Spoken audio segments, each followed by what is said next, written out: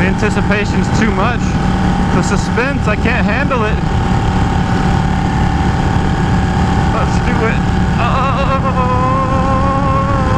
okay. Yeah, here we go. Let's start the video.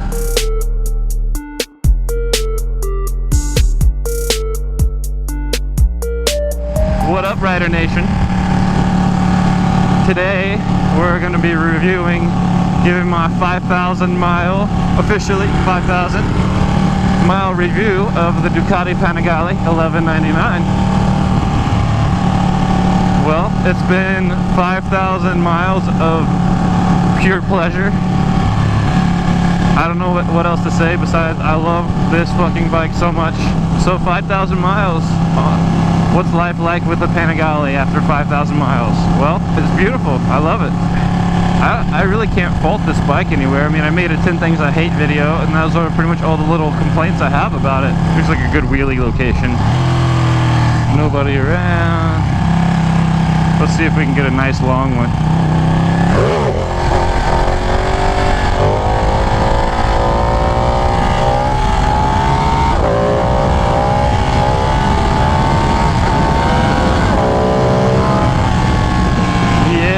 That was a good one. But yeah, it's been good. I will say one thing though about this bike: it does not like stop and go traffic. Like, it's not fun to ride in stop and go city traffic. It's made to go. You know, it's made to go like out here on this road, these country roads that are. You know, nice thin country roads that are, you can actually open it up and let it eat. It doesn't like to go slow. Not that it's awful, you just have to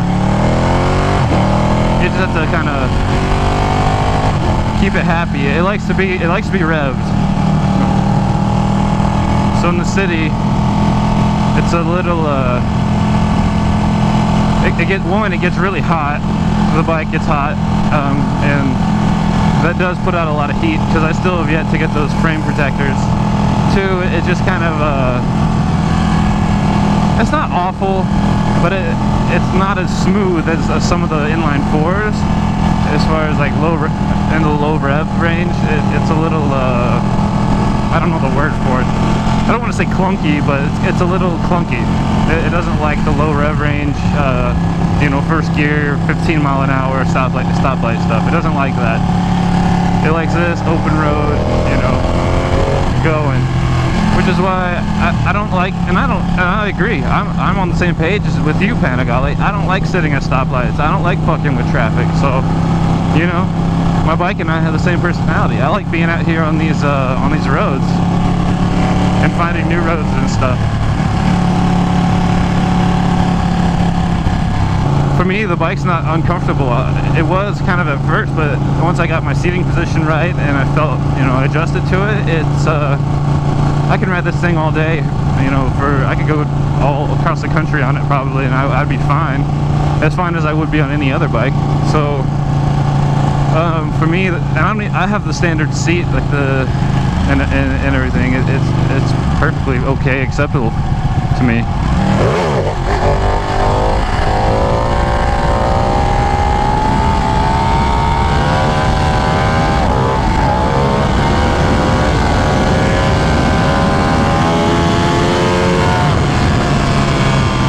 I don't know, to all the Ducati haters out there, I don't know where you're coming from. Maybe it's just,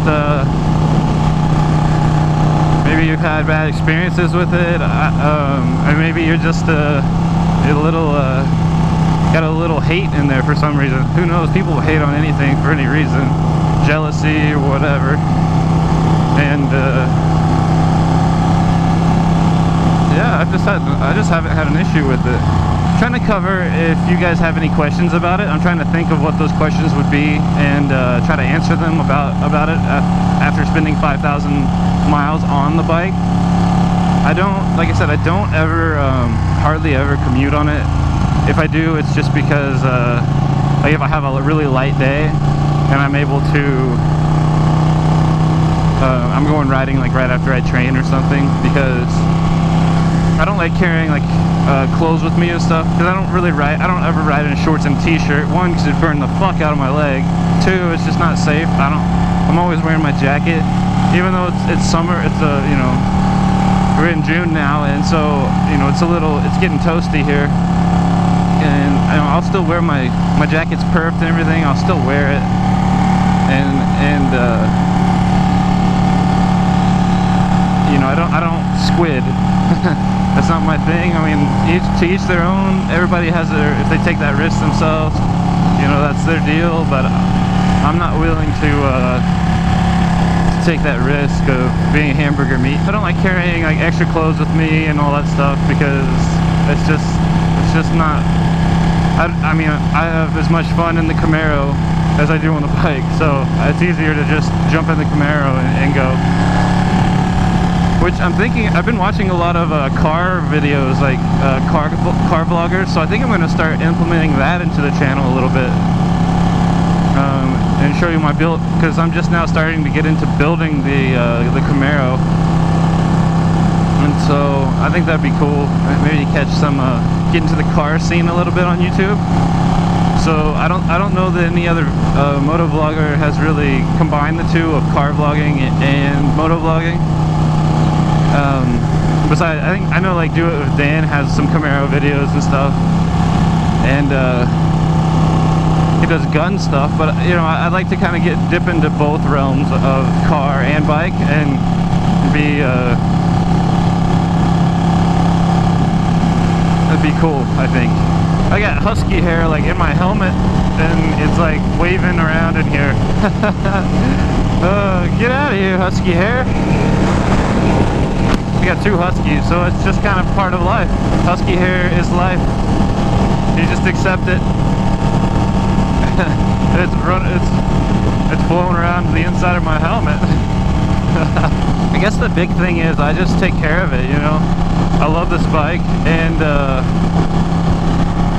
I clean it. I wipe it down after every ride. I clean the chain. I take care of my stuff. I've always been like that, and so, you know, that's probably why it's like, you know, it cleans up to showroom condition again. It's got a few little chips in it from the paint and stuff, and you know, it's got 5,000 miles on it, and so it's not 100% perfect, but it's you know, it's not. I ride it, and I ride it hard, but I also take really good care of it. You know, it's never put away wet, so to speak.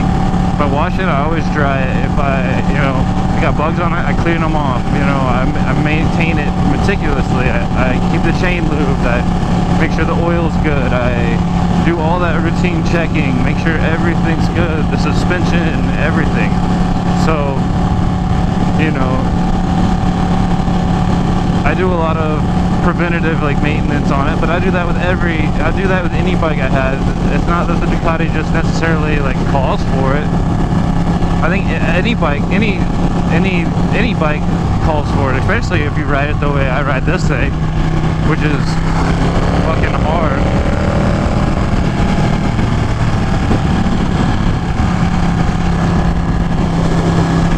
There's a cop.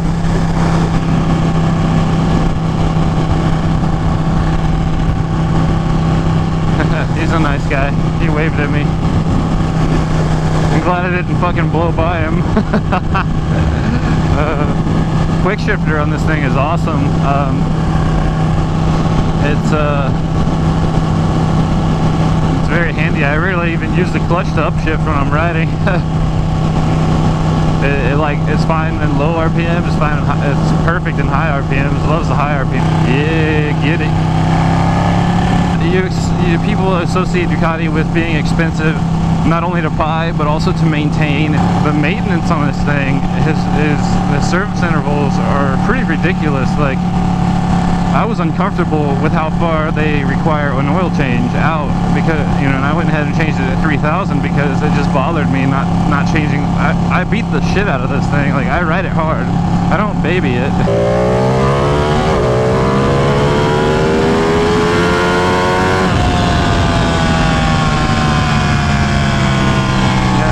Hard, you know, I ride it how it's made to be ridden, and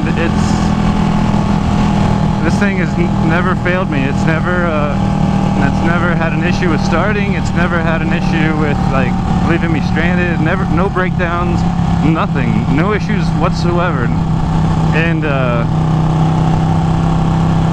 you know, I had an R1, and that thing was also reliable, and I loved it and stuff. And I was a little, I kind of bought into the ideology that Ducati was a high maintenance, like a high maintenance chick that was a trophy wife. You know, she's gorgeous, fucking amazing, but she's gonna hurt your wallet. And that's not the case, man. Really, you only have to change the oil every, like, they only recall for it like every 7,500 miles after the break-in 600 service period. You only require it every 7,500 miles, which is pretty, like, that's amazing. The only thing I'm not looking forward to is at 15,000 miles they call for a complete valve check, valve job and everything, and they have to disassemble the whole bike and all that stuff.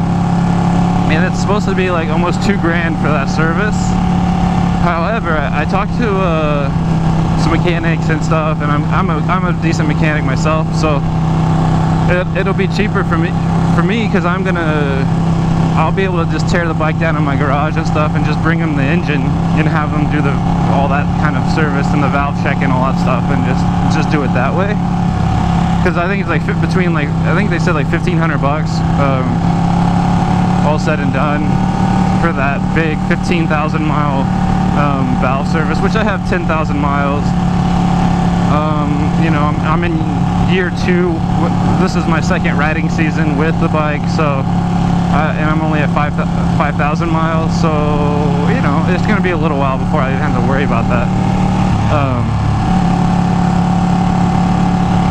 Which I've already, so last year I only put 3,000 miles on it. This year I've already put 2,000 miles on it, and it's just now June, so I've been riding a lot more because I'm enjoying the motovlogging stuff, and I enjoy riding and stuff. So when I have the free time and I'm not stressed out about competitions and all that stuff, you know, I'll take the bike out.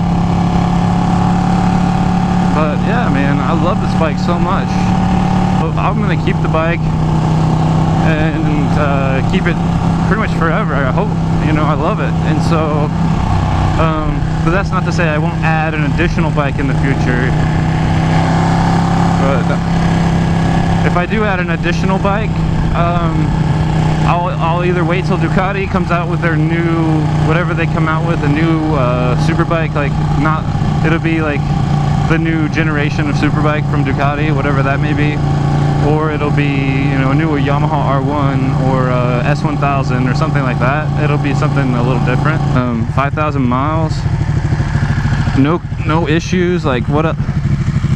And I beat the shit out of this thing, man. I do. Yeah, 5,000 miles of pure happiness. I got 0 complaints about it. I'm gonna fuel up and continue on my ride. And we'll see you guys in the next video. Thanks for watching. Be sure to subscribe. And yeah, till next time, Rider Nation. Bye.